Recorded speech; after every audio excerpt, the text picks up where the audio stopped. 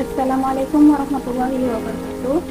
Perkenalkan, nama saya Gurita Aisyah dari Program Studi Pendidikan Bahasa Inggris Semester 1 Fakultas Keguruan dan Ilmu Pendidikan Universitas Muhammadiyah Bone. Di sini saya akan menjelaskan sedikit apa itu to be dan gerund. Apa sih itu to be? To be adalah komponen penting dalam kalimat bahasa Inggris karena to be yang berisikan is, were adalah kata kerja yang harus ada pada setiap kalimat.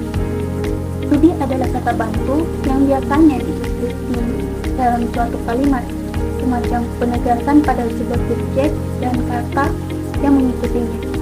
To be digunakan sebagai penghubung antara subjek dan predikat. Nah, predikat pada suatu kalimat terdiri atas 4. Yang pertama, adjective. Contohnya yaitu I'm happy, you're right, he's handsome.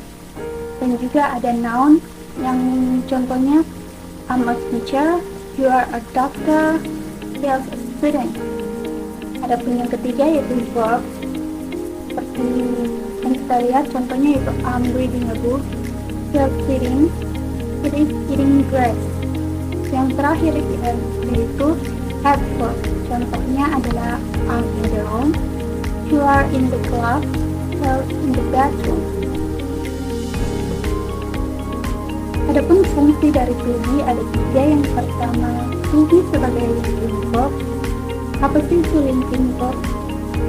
Linking verb merupakan kata kerja yang menghubungkan subjek dengan informasi atau deskripsinya, atau biasa disebutkan sebagai subject complement.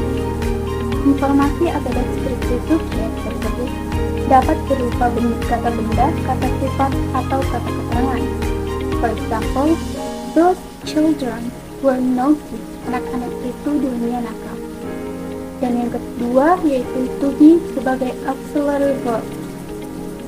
Auxiliary verb merupakan kata kerja yang muncul sebelum kata kerja utama untuk memodifikasikan makna kata kerja utama tersebut. Auxiliary verb terbagi menjadi primary auxiliary yang menggunakan be, do, have, and modal. Yang bisa digunakan yaitu can, could, may, might, will, would, shall, should, must, ought to. For example, he is playing football at now, or Jerome was clean this morning. Dan yang terakhir yaitu to be sebagai interrogative sentence.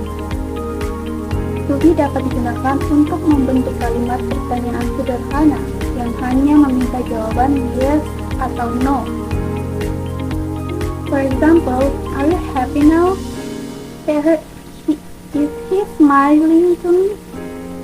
Nah, selanjutnya teman-teman yaitu cara menggunakan to be.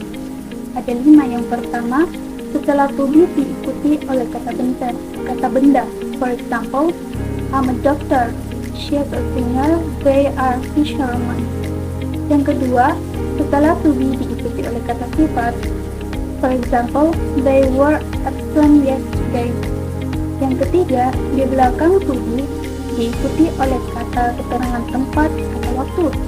For example, it is 7 o'clock now, we are at home today. Yang keempat, setelah to be diikuti kata kerja verb in digunakan dalam kalimat bentuk sedang. For example, we are singing together, or he is playing a football. Dan yang terakhir adalah setelah to be dapat diikuti oleh kata kerja bentuk ketiga dan digunakan dalam kalimat pasif. For example, I was given a book by John, or my car was stolen by someone. Selanjutnya yaitu gerund. Apa sih itu gerund? Nah, teman-teman, di sini adalah kata benda yang dibuat dari kata kerja dengan menambahkan ing di belakangnya.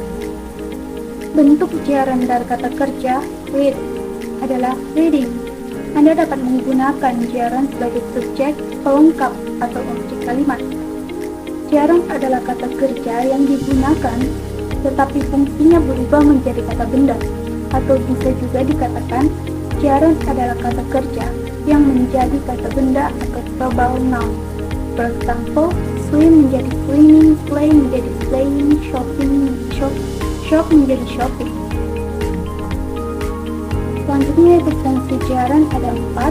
Yang pertama sebagai subject, yang kedua sebagai subject complement, yang ketiga sebagai direct object, dan yang terakhir sebagai object of preposition.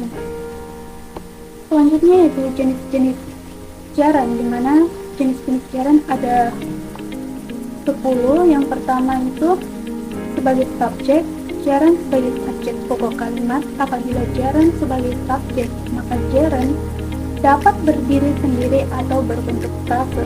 For example, playing tennis is fun. Yang kedua yaitu subjective complement. Gerund sebagai pelengkap subjektif dalam kalimat biasanya selalu didahului to-be yang terletak di antara subjek dan subjective complement. For example, my favorite sport is running. Yang ketiga, direct object, di mana gerund sebagai objek diusung dalam sebuah kalimat. For example, I enjoy dancing. I had ice cream. Yang keempat yaitu object of preposition. Beberapa preposisi yang lazim yang sering diikuti oleh gerund adalah about, in, for, of, without, from, by, to, after, before, because of, at, like, and with. For example, we will be happy by listening to music.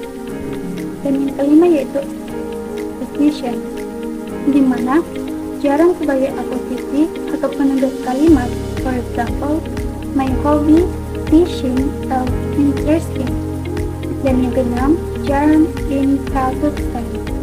Untuk menyatakan kalimat pasif, khususnya setelah kata kerja want, need, require, and deserve, maka digunakan gerund. For example, this letter requires signing or needs to be signed. Nomor 7 yaitu gerund sebagai kata majemuk yang mengandung arti alat.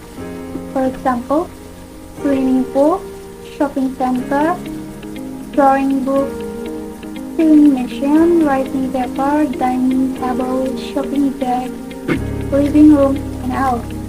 Dan selanjutnya itu gerund digunakan untuk membuat suatu larangan atau peringatan yang singkat.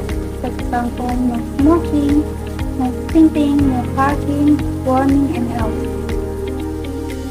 Number 9 is identity expression. Biasanya untuk mengungkapkan sebuah ekspresi. Untuk fungsi ini biasanya rumus yang digunakan adalah go plus walking. For example, I go fishing with my father. And the last is after possessive adjective. Jika ingin meletakkan kata kerja setelah kata kerja kepunyaan seperti my, our, her, dan lain-lain, maka kata kerjanya juga harus dalam bentuk gerund. For example, thank you for your visiting. Dan itulah tadi pemaparan sedikit materi tentang to be and gerund. Kurang dan lebihnya saya mohon maaf. Bila itu hidayah, wassalamualaikum warahmatullahi wabarakatuh. Jangan lupa join quiz guys. Thank you.